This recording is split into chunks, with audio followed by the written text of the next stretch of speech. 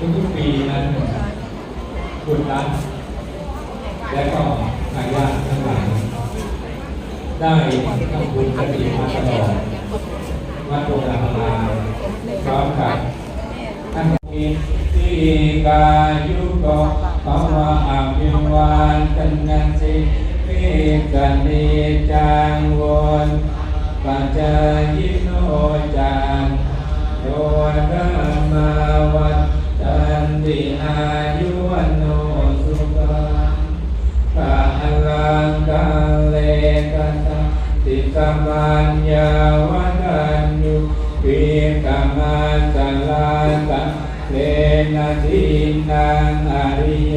สุสุโมเตสุทัสตัสสะวิมุราวันติกินาเยตาตะอนุโมเต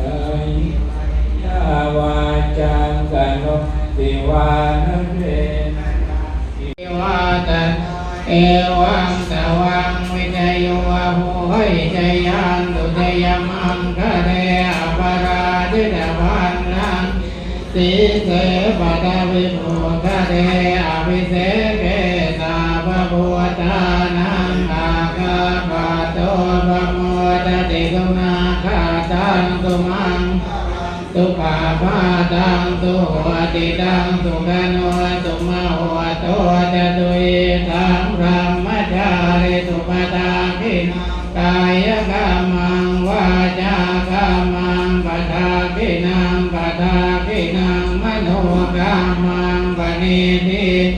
ปทาคินาปทาคินานิกัตวานรพันตาเตปทาคิเน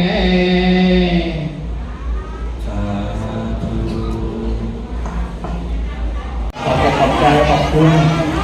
ขอบคุณพ่อคุณแม่นะครับที่ได้มาต่อร้านมาต่อโรงทานนะครับเพื่อช่วยการฝึกนะครับการเลี้ยงในตัวของอาหารต่างๆน้ำก็ดีอาหารก็ดี